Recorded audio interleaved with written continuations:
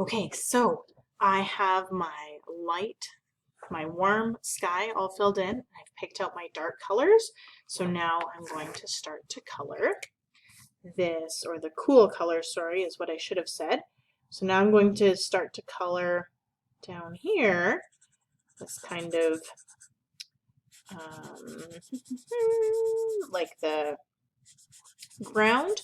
I'm going to start to color in these cool colors. So I'm going to start with my sort of greenish shades, and then as I go out, I'm going to get towards the blues and then the purples. So I'm going to color this, and I will see you in a bit. One thought that I had as I was coloring here is that if you look or you think back to the Ted Harrison art that we looked at, he often just skips over greens entirely. So he will use more blues and kind of purpley pinks instead of these green colors, because if we think about what we know about Iqaluit and Nunavut, there really isn't a whole ton of green, right? We know that we've talked about how it's so cold there that the ground is permanently frozen. We call that permafrost. And there is no chance for a lot of green, like grasses or shrubs or trees. There's really no chance for them to grow. So Ted Harrison, when he was in the Yukon, he probably didn't notice a lot of green, which could very well be why he doesn't have a lot of green in his artwork. Now, if you're like me, I don't have the variety of the purples and the pinks that Ted Harrison has. And so I'm going to use more greens, and I also have some teals here that I'm going to kind of work in, because I don't have that many purples to be able to fill that entire spot up. So it's okay if you do use some green, but if you want to stick a little bit more to the true Ted Harrison style, you can skip over the greens altogether and just start with the blues and do more blues and purples. Okay, so I filled in all of my warm areas. I filled in all of my cool areas. So now I'm going to take my black marker, and I'm just going to go back over those lines that I had originally drawn, just to kind of highlight the differences within all of the areas and clean it up a little bit. So I'm going to be really careful, make sure that I'm going exactly over those lines.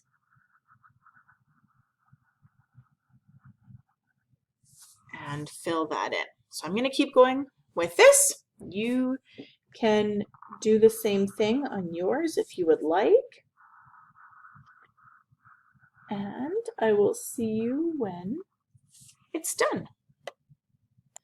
Okay, so I have my background all done, and now it's time to build my Inukshuk. So I want to decide first where my Inukshuk should go and how big I want my Inukshuk to be. So I think this was probably a pretty good spot right here for my Inukshuk. I think that's probably a pretty good size too. Maybe he'll sit right here, and then he'll maybe come up to about that high. So I'm going to take my grayish blue piece of paper here. And what's cool about this is that I kind of picked a color that you could add a little bit of texture to. If you want to just do a black Inukshuk, that would look cool too. Maybe you want to do like brown, or you can maybe add some color or some texture to this paper to really kind of highlight that Inukshuk. So I'm going to start by maybe drawing out my Inukshuk. So, and I know that it's made of rocks, so I kind of want this to look like it's rocks. So kind of like this. And I know that these rocks, sometimes they're different sizes or shapes. They don't all need to be perfect, right? So kind of like that. that. Across like that. Now your Inukshuk, they're super neat. You can build them however you want them built. They can look like whatever you would like them to look like. There, I kind of like the way that that guy looks. So now I'm going to take my scissors and cut him out. So what I think I'm going to do actually is glue my pieces on as I cut them out. So I have cut that first piece out and then I flipped it over so that you can't see the pencil lines. And I know because these are rocks, I don't need to follow along that pencil line perfectly. I'll just kind of like this. Then grab my glue.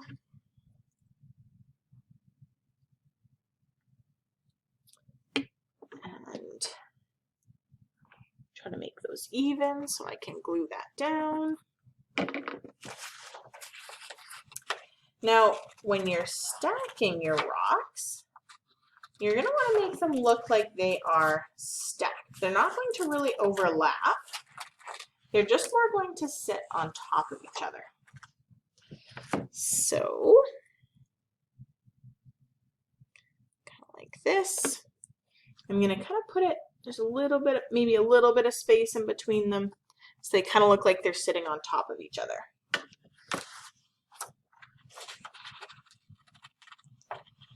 All right, I'm going to keep cutting and gluing.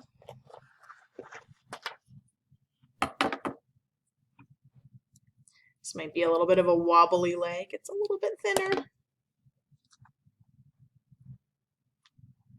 Like that, so that it's sitting on top. I don't want it to be overlapped. All right.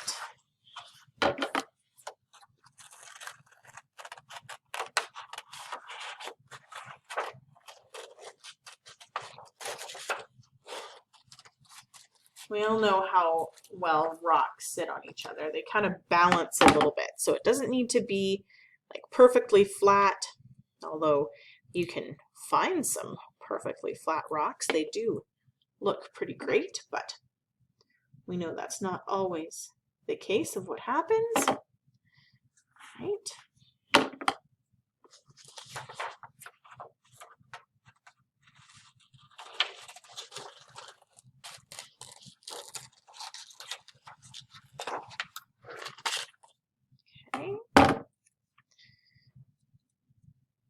Alrighty, so I just have a couple more stones left to place on my Inukshuk. Actually, you know what? I don't mind the look of that. Let me see. I'm going to cut out these other two and just put them on there without gluing and see how it looks, because I kind of like the looks of this smaller Inukshuk now. What's really cool about building these Inukshuks is that they can look however you're wanting them to look. So let me see. Okay, so if I were to add that,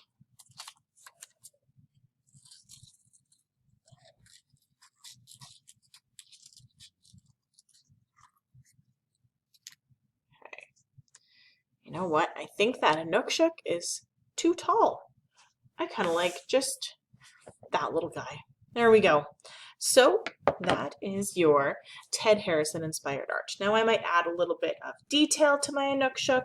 Maybe some shading. The sun's coming from this side. Maybe I'm going to take my pencil and I'm just going to shade a little bit over here, because this would be the part that would be in the shade. The sun's shining from this direction, right? Add a little bit of shade. Maybe down underneath some of the rocks too, a little bit of shade. Like this.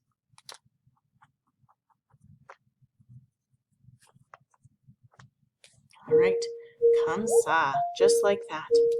Alrighty, so it is your job now to work on yours, and I can't wait to see the finished product.